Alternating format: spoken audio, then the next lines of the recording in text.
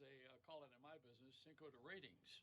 Cinco de Mayo is a great holiday for the Mexicans. We celebrate it more in the U.S. than we do over there, or they do over there, I think, for some reason. Well, the holiday itself is about the Mexicans getting rid of the French who tried to take over Mexico. See, the French were thrown out of Mexico. That's why the food's so bad. Never mind. Okay, so we're working on this premise that we have inclusion. So today on the television, they're more interested in talking about black inclusion than they are about talking about Cinco de Mayo. So although both are minorities, I don't know what's a minority. I'm a minority at this point. In my house, I'm the only guy that feels this way. And that's where I live. I live locally. I don't live globally. But I'll tell you this much: the White Tower, or was it White Castle? Is that what they call it? Not White Castle. Yeah. They finally moved to Florida. They have opened the White Castle restaurants, which is a big national chain for those little burgers that have. You know what? You know what makes them? What the secret of that thing is? They have pork in them. That's why. A lot of people don't know that. They put the pork in the meat, and it gives it that. They call them sliders. That's what I was known as when I was taking tests in high school. So, the sliders are very popular in Florida with everybody who is of my age. I don't know if the young people are going to catch on. They're going to have to change their name from White Castle to African American Castle. I don't know how big that's going to be. But I'll tell you something about inclusion. I was there a long time before anybody else could ever think of it. I mean, even my racism, which this is 20 years ago. Hello.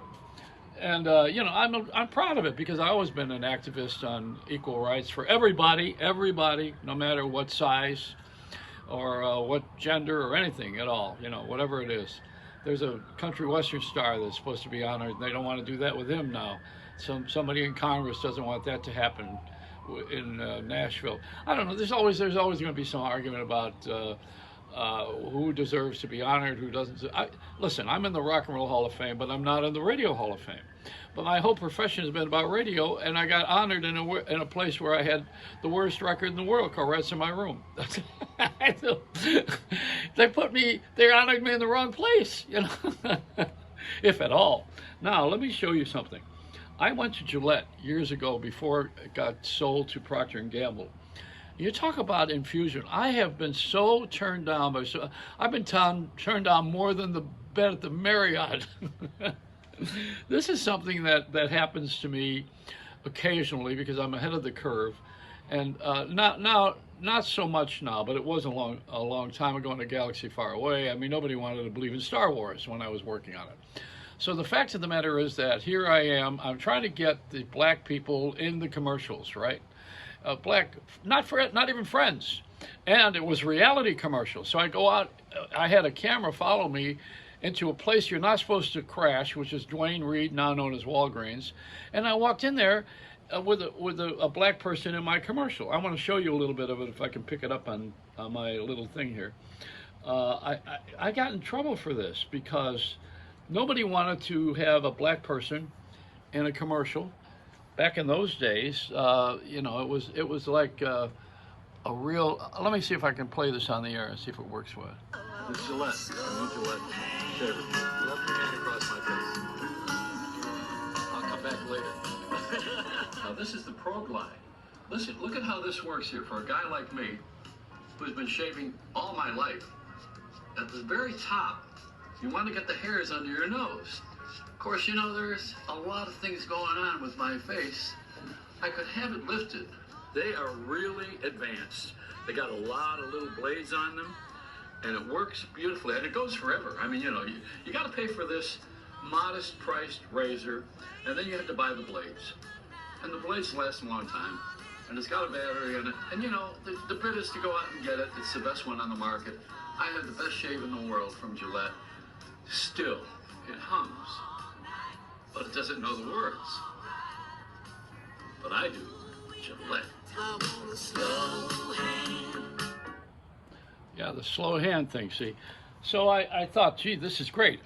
I got a black person in there. It's a reality commercial. So I go over to Gillette with it there in Boston at the time. Procter & Gamble hadn't bought the company, as I mentioned earlier.